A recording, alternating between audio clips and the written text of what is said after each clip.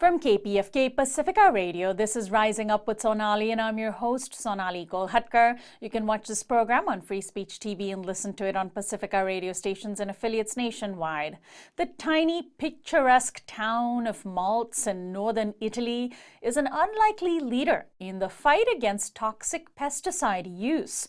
The 5,300 residents and their mayor made history when they successfully banned the use of all pesticides through a referendum some years ago. Maltz is part of a growing apple-producing industry, which had brought with it increasing reliance on toxic pesticides promoted and sold by companies like Monsanto.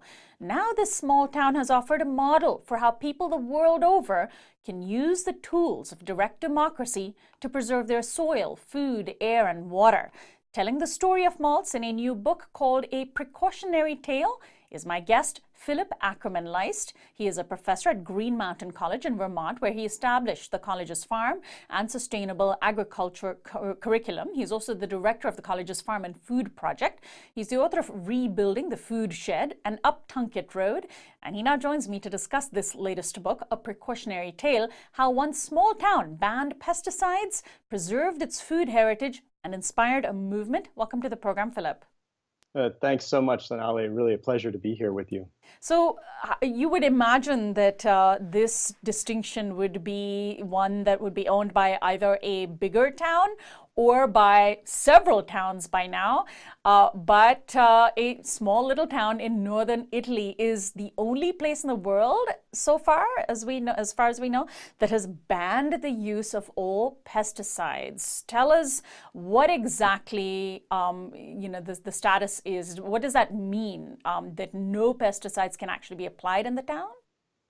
Right. So Maltz is unique in that they used the process of a public referendum, which obviously was kind of pre-staged in many ways by a lot of activism by the folks in the area. But the people of Maltz decided that they wanted to be pesticide-free, and not just choosing one chemical that they wanted to ban, or not just choosing a certain class of chemicals. For example, sometimes cosmetic pesticides are banned here in the United States, but they wanted to ban all synthetic pesticides from their community, and did it in a really extraordinary way by virtue of a referendum. And that really is what makes them unique, and it sets a precedent, and also gives us opportunities elsewhere in the world to capitalize upon what they did.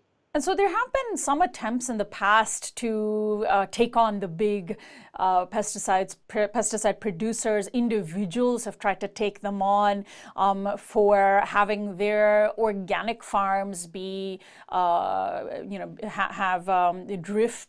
pesticide drifting over and contaminating their farms, and they've lost often, right? Right. It hasn't been easy to take on these huge companies, and they've often had the resources to win and push people around. Right, exactly. Well, I suppose they don't know quite what they're tangling with yet in terms of the people of Maltz, who are sitting at the intersection of Austria, Italy, and Switzerland. And they're people very accustomed to being invaded by various things, although pesticides were something that was really quite different for them. And so, being there at the nexus of those different countries, they capitalized on some of what they'd learned from the other countries. They certainly knew how to band together.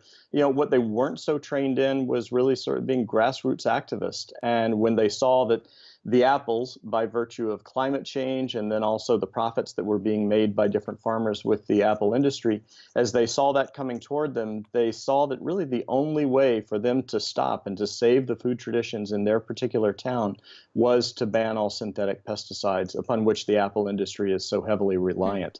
And so let's talk about what it was that they were facing before this referendum. Are we talking about big companies here that were growing apples and increasingly relying on pesticides, or small individual farmers that were getting rich off of it? Who was the quote-unquote enemy here?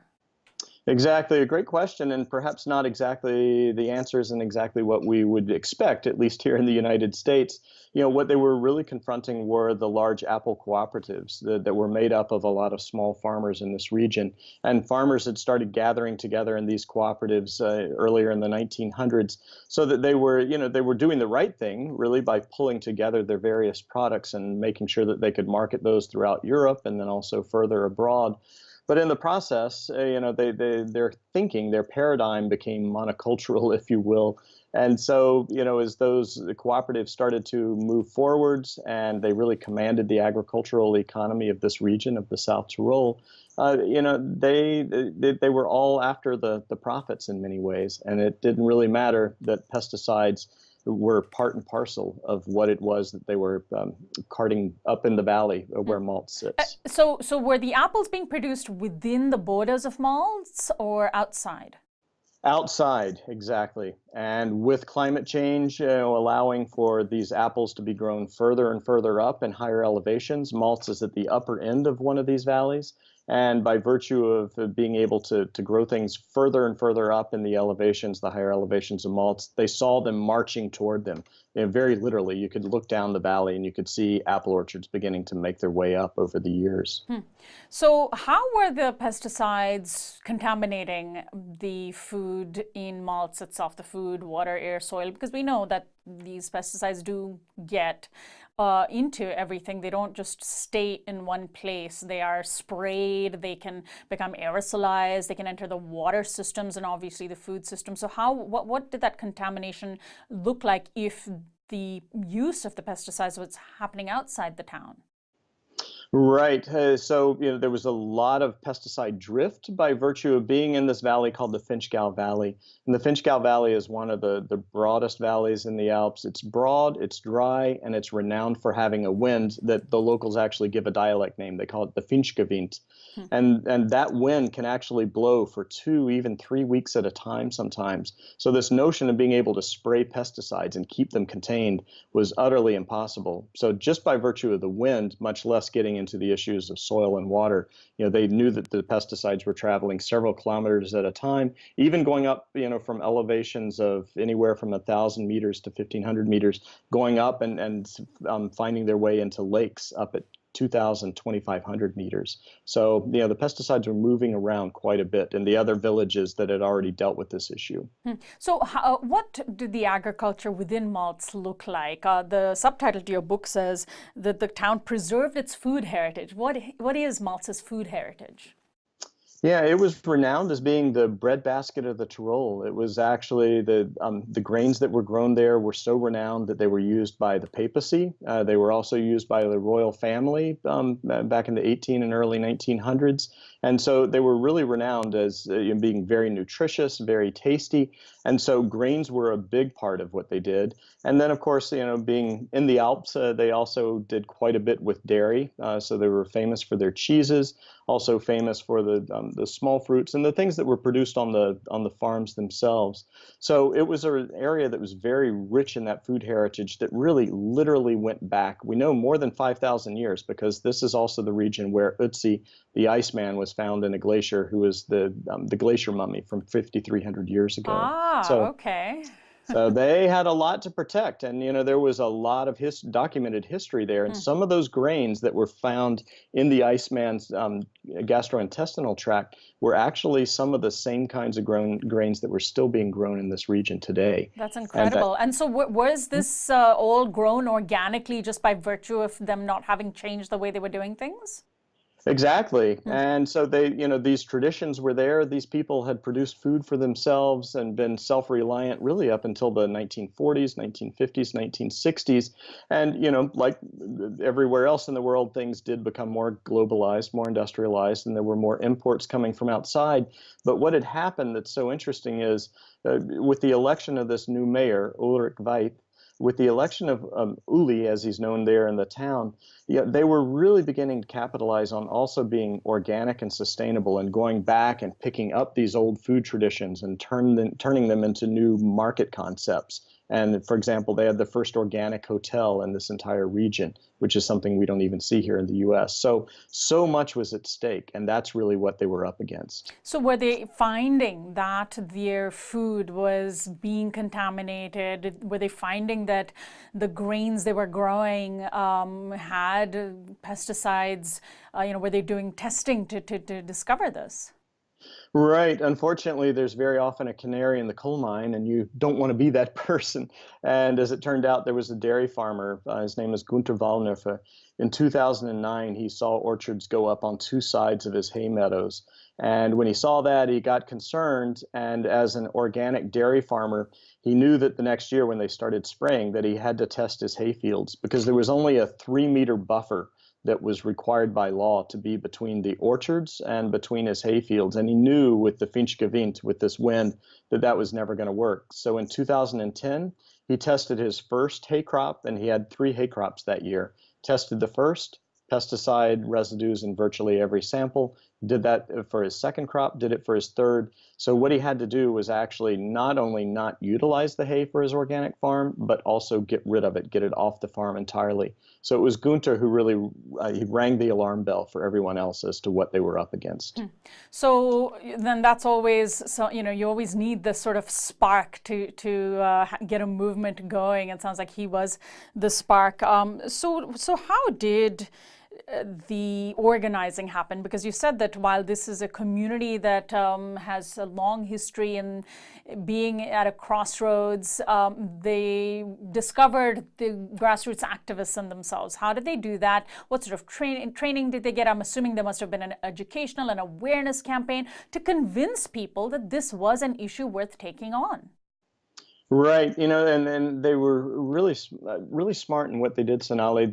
They decided that the first thing they had to do was get a sense of what the collective vision in their community was for the future, and that really was the foundational piece upon which they were able to build off of.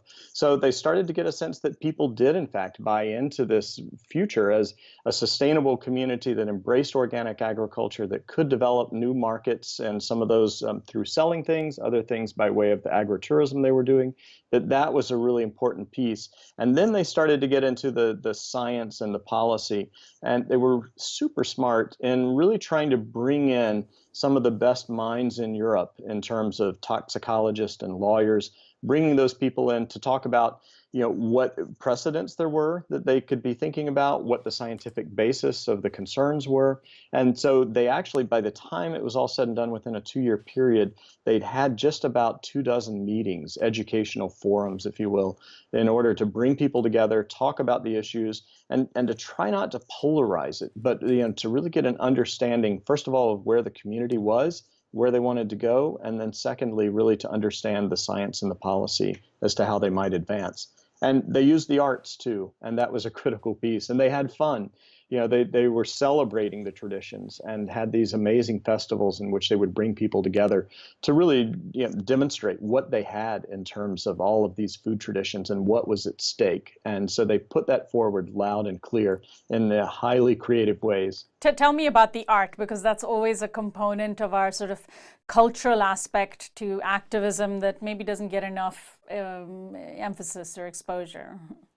Yeah, I think that's right. And I think, as I say, they did have fun with it, and they were a bit cheeky. There was a group that really began a lot of the guerrilla art work here, and they called themselves Adam and Epfel.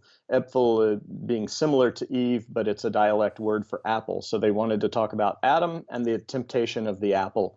And so they had this serpentine, and literally with a serpent, they had a serpentine map of station to station where people could go from farm to farm, restaurant to restaurant, through the villages of Malta in order to see all of these food traditions and taste them, imbibe in them in many cases. And so that guerrilla art was very important, and it built until finally a lot of what was happening in these initial informational sessions, frankly, it was dominated by men. But what wasn't happening is the media wasn't being inspired to pick up the story. And so the women of the town actually came together and they said, listen, things just aren't happening. The media is not paying attention. The bureaucrats aren't paying attention. Let's make this happen. And so what they decided to do was, being a tourist town, they've got lots of bed sheets around that are left over and old. And so they had a fairly surreptitious campaign in which they turned those bed sheets into banners. And so they got together and very quietly put together these banners that were all positive in nature. They didn't talk about a ban on pesticides. They talked about a pesticide-free future. And that was from one of the women, a beekeeper, Pia Oswald, who said, we have to be positive in what we're doing. So they That created that these sounds ban- like a really critical point there that I think is worth emphasizing. They focused on what they wanted to preserve and how they wanted to keep that as a vision for their future, rather than talking about the dangers of what was happening to their way of life. This is key because I think a lot of us activists here in the US, we freak ourselves out because it is a scary world, and so we focus on the scary part. Yeah, and Pia is you hear the story recounted by people from all over the town. Pia is the one who kept saying, we can't use the words no, not, ban. Those are polarizing the community, and they're not giving a sense of the positive future, which is what we're calling for. We're not calling to create problems for our neighbors. We're looking for a collective future for all of us.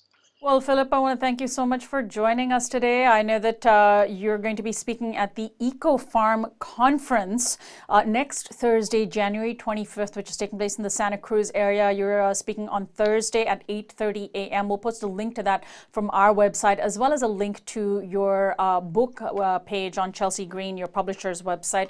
I'm speaking with Philip Ackerman Leist. He is a professor at Green Mountain College in Vermont, where he directs the college's farm and food project. We're talking about his latest book, A Precautionary Tale: How One Small Town Banned Pesticides, Preserved Its Food Heritage, and Inspired a Movement. We're going to keep Philip on for an extended conversation, which you can find in the premium content section of our website at risingupwithsonali.com.